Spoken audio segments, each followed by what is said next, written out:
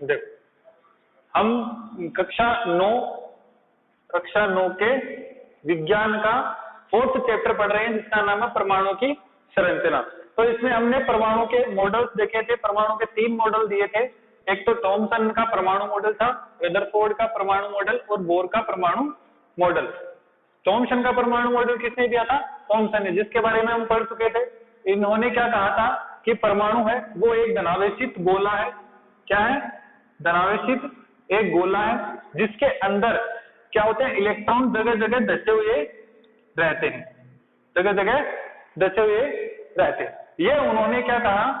किसने कहा था? थॉमसन ने। थॉमसन ने कहा कि परमाणु क्या है? एक धनावेशित गोला है जिसके अंदर ऋणावेशित कण है वो धसे हुए रहते हैं।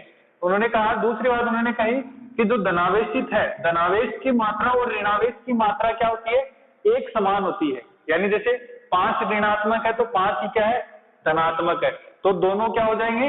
एक दूसरे से कट जाएंगे और ये क्या हो जाएगा?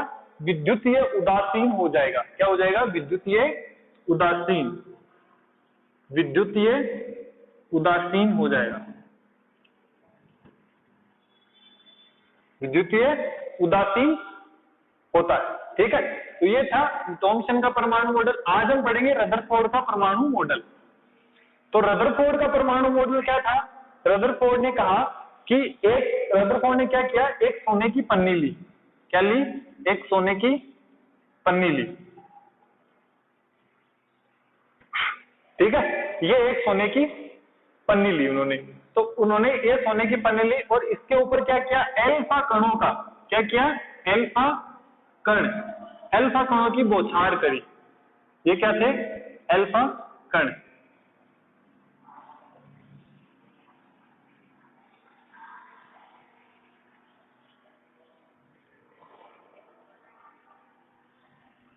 ये थे एल्फा कण। एक उन्होंने सोने की पन्नी ली। ये क्या है?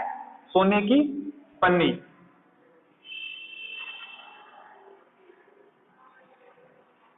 यानी सोने की पतली सी परत है ये, है ना? इसके ऊपर उन्होंने एल्फा कणों की बौछार करी। तो उन्होंने क्या देखा कि ज्यादातर एल्फा कण क्या हो गए? सीधे निकल गए। ज्यादातर एल्फा कण क्या हो गए?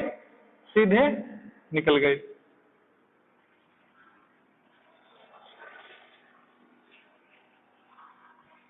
और बहुत सारे में से कुछ कण, यानी बहुत कम कण क्या हो गए? छोटे से कोण से विक्षेपित हो गए। क्या हो गए?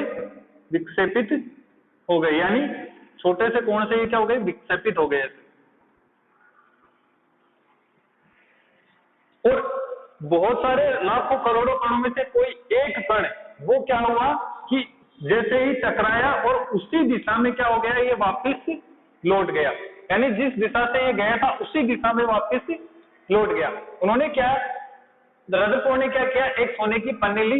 इस सोने की पन्नी में, इस सोने की पन्नी से एल्फा कणों की बौछार करी गई। तो ये एल्फा कण क्या हुआ कि बहुत सारे, ज्यादातर तो कण क्या हो गए? वो सीधे सोने की पन्नी को पार करके सीधे निकल गए। और दूसरे कुछ जो कण है, कुछ कण है वो छोटे से कोण से विक्षेपित हो गए, है ना? और लाखों में से कोई एक कण है वो वापस उसी दिशा में, उस पन्नी से टकरा के उसी दिशा में वापस लौट आया।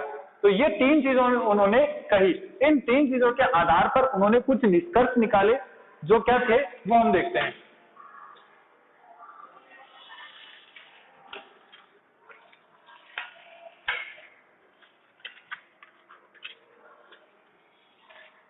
तो उन्होंने क्या कहा? उन्होंने कहा कि कोई परमाणु है, ठीक है,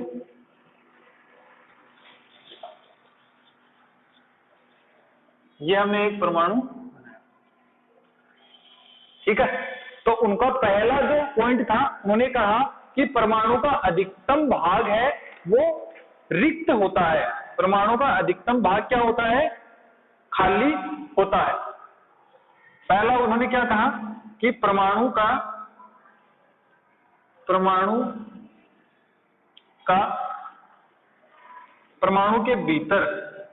के भीतर का अधिकतम भाग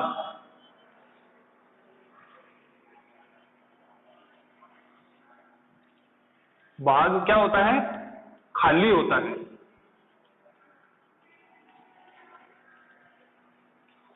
ये उन्होंने किसके आधार पर, इसके आधार पर कहा, क्योंकि ये सीधे निकल गए का, तो सीधे निकल गए का मतलब कण का सीधे निकल गए, इसका मतलब क्या है कि जो परमाणु है उसके भीतर का अधिकतम भाग क्या है, खाली है।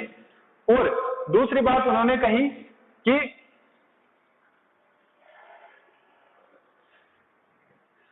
परमाणु का जो केंद्र है, ये परमाणु है, इसका जो केंद्र है वो क्या होता है, धनावेशित होता है।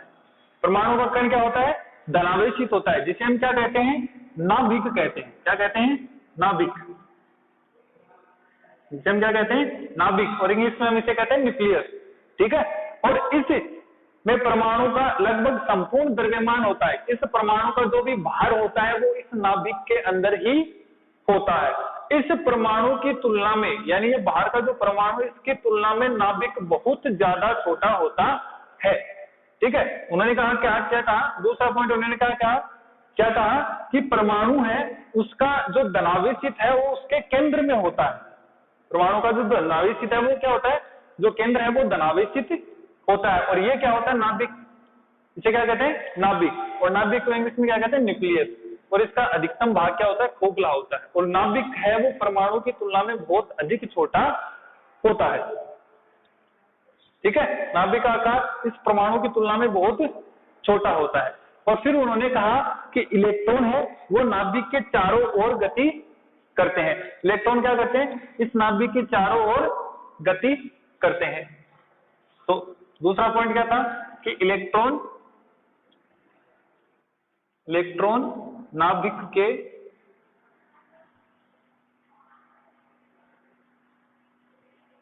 चारों ओर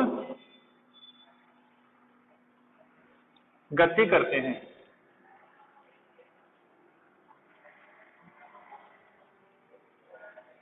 ठीक है, और इलेक्ट्रॉन क्या करते हैं, इस नाभिक के चारों तरफ गति करते रहते हैं। ठीक है, अब इसके अंदर देखो कोई किरण आएगी तो वो क्या होगी, जैसे यहां से वो सीधी चली गई, ये भी सीधी निकल गई, और ये जैसे ही इसके पास से निकलेगी तो ये क्या होगा, ऐसे विक्षेपित हो जाएगी। फिर जो भी अगर सीधी आएगी वो इससे टकरा के वापस इसी दिशा में लौट आएगी। आई बात समझ में? तो ये था रदरफोर्ड का परमाणु मॉडल। उन्होंने क्या निष्कर्ष निकाला कि परमाणु का अधिकतम भाग खोखला होता है, और परमाणु का जो नाभिक है वो क्या होता है, धनावेशित होता है। परमाणु का जो केंद्र है वो क्या होता है, धनावेशित होता है, जिसे हम नाभिक कहते हैं, और नाभिक को इंग्लिश में क्या कहते हैं, न्यूक्लियस कहते हैं। और नाभिक है वो परमाणु की तुलना में बहुत छोटा होता है। ठीक है, ये चीज थी। और तीसरी बात उन्होंने कही कि जो इलेक्ट्रॉन है वो परमाणु के चारों तरफ चक्कर लगाते हैं। तो ये था रदरफोर्ड का परमाणु मॉडल। अब हम देखेंगे बोर का परमाणु मॉडल क्या होता है।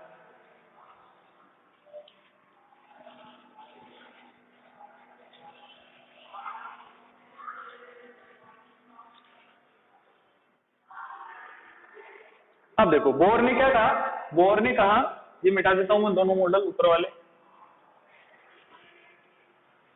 क्या पढ़ेंगे, बोर का परमाणु मॉडल। बोर ने कहा कि इलेक्ट्रॉन है वो कुछ निश्चित कक्षाओं में चक्कर लगाते हैं। इलेक्ट्रॉन कुछ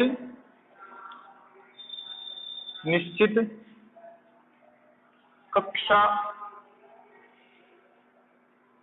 कक्षाओं में चक्कर लगाते हैं, चक्कर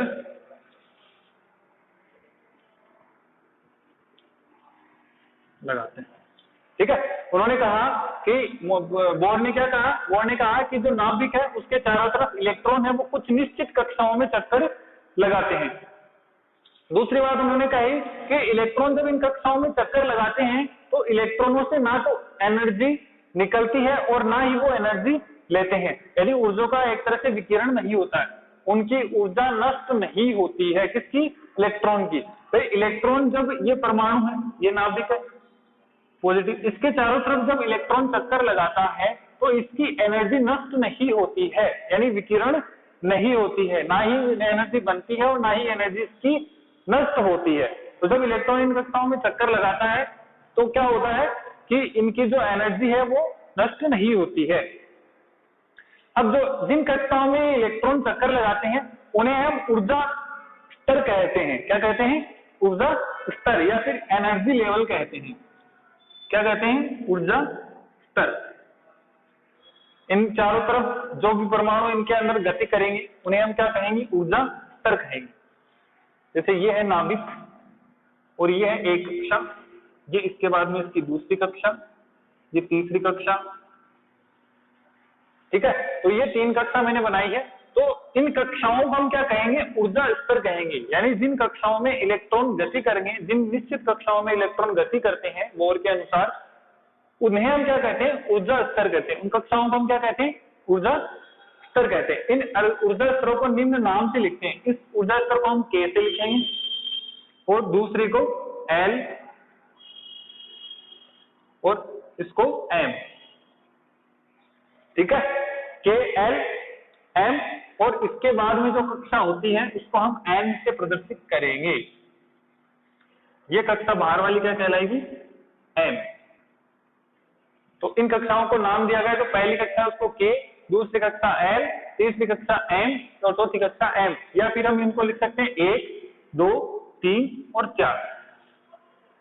तो ये नाम हम बोर के अनुसार इसको दे सकते हैं। बोर ने कहा कि इलेक्ट्रॉन, देखो दोबारा देखते हैं, बोर ने कहा कि इलेक्ट्रॉन है वो निश्चित कक्षाओं में गति करते हैं और जब ये गति करते हैं, दूसरी बात, जब ये गति करते हैं तब एनर्जी इनकी नष्ट नहीं होती है, विकिरण नहीं होती है। तीसरी बात, इन कक्षाओं को ऊर्जा स्तर कहा गया और इन ऊर्जा स्तरों का नाम है वो पहली कक्षा का K, दूसरी का L, तीसरी का M और चौथी कक्षा का M होता है, ठीक है। अब नेक्स्ट टॉपिक में यह था आपका बोर का मॉडल। ठीक है, था आपका बोर का मॉडल। बोर ने इतनी बात कही थी, बोर ने पहली बात कही थी कि जो इलेक्ट्रॉन है वो निश्चित कक्षाओं में गति करते हैं और ये इलेक्ट्रॉन जब गति करते हैं तब इनमें ऊर्जा का विकिरण नहीं होता है, ऊर्जा नष्ट नहीं होती है। और जिन कक्षाओं में इलेक्ट्रॉन गति करते हैं उन कक्षाओं को ऊर्जा स्तर कहते हैं और इन ऊर्जा स्तरों को हम K, L, M, N नाम से प्रदर्शित करते हैं या फिर 1, 2, 3, 4 नाम से भी लिख सकते हैं।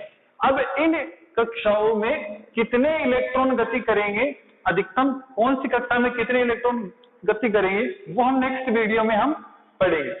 इस पहली कक्षा में कितने इलेक्ट्रॉन गति करते हैं, दूसरी कक्षा में कितने इलेक्ट्रॉन गति करते हैं, तीसरी कक्षा में कितने इलेक्ट्रॉन गति करते हैं और चौथी कक्षा में कितने इलेक्ट्रॉन गति कर सकते हैं, वो हम नेक्स्ट वीडियो में अच्छे से समझेंगे।